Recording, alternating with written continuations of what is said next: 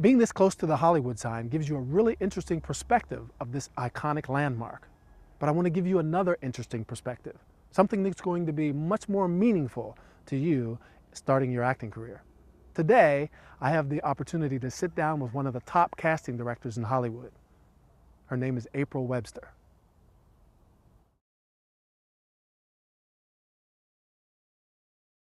So first of all, April, thank you so much for allowing us to come into your home. I'm sure our viewers appreciate that as well. Oh, my pleasure.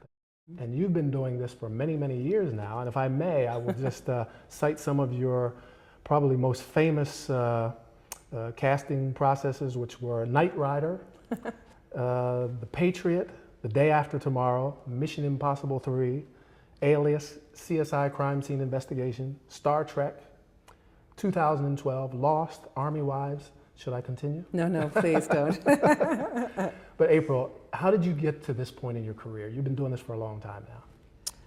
You know, I think one of the things that's probably the most important thing is that I love what I do. I love actors. I get to do what I love to do every day. I get to direct, I get to teach, and I get to give actors who come into our offices a safe place to work. Mm-hmm. So for me, it's not altruistic. It gives us the best auditions when people feel like they have room to create. Mm-hmm. So that's what I do. Longevity may be the key to success, but I've been very lucky in that I've had great clients. I work a lot with J.J. Abrams, with Roland Emmerich, Mark Gordon. These are people who are producers and directors, mm-hmm. and they keep hiring me gratefully. I have a way of casting ensembles that's about making it as real as possible. Right. And I think that suits the people that I work with very well. How did you develop this talent to select the right actors to really make it look so real? For a casting director, the most important skill that you have is your intuition. Right. You get a sense, when someone walks in the room, every once in a while they have stars around their head. I don't know how else to explain it. You get a visceral feeling that this could be the person. Mm-hmm. Of course, you're not making the decision yourself. You're casting for a director, you're casting for a producer. But after all these years, and also having been an actor myself and a director, you get a sense of whether someone's just nervous or they're just not ready, mm-hmm. or if they're just very good. Mm-hmm. And there's something that you see there. So sometimes I'll work a little bit with the actor in the audition, in the pre-audition for the producer, to see if I can get them to let go of some of the things that are blocking them up, mm-hmm. like breathing. Mm-hmm. One of the first things actors forget to do is I can see it happen that they stop breathing. Right. They go right into their head, they leave their body. So mm-hmm. sometimes I'll just do something that grounds them. Mm-hmm. For an instant, right. and it can change the audition.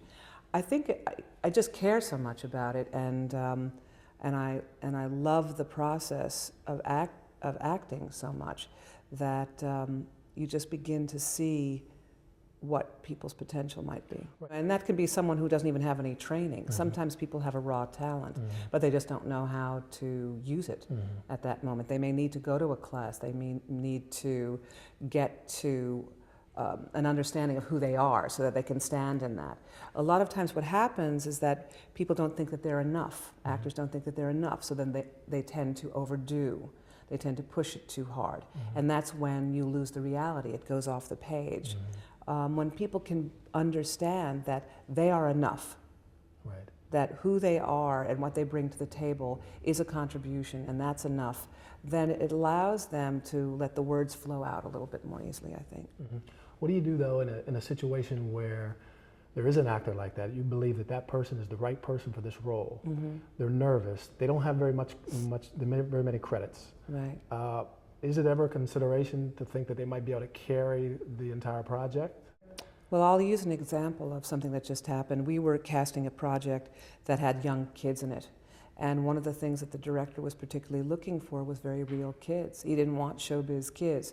So the young man that we chose had never done anything before. He had gone to a class once a month in Seattle. He lived in Idaho, and he and his family would drive there once a month or something like once a month or twice a month to take a class.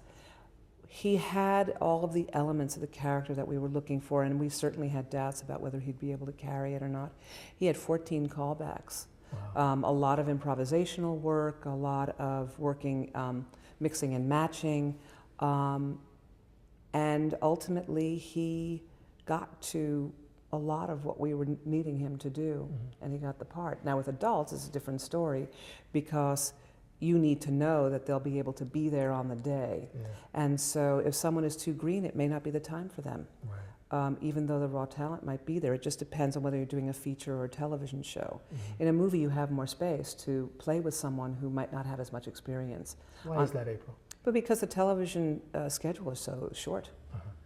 You have to, you have a certain amount of pages that you have to get done in a certain amount of time, and you can't necessarily be working with an adult who doesn't know what they're doing. A kid you give a little bit more leeway to, because you can't say, well, he's 6, he's very green. Right.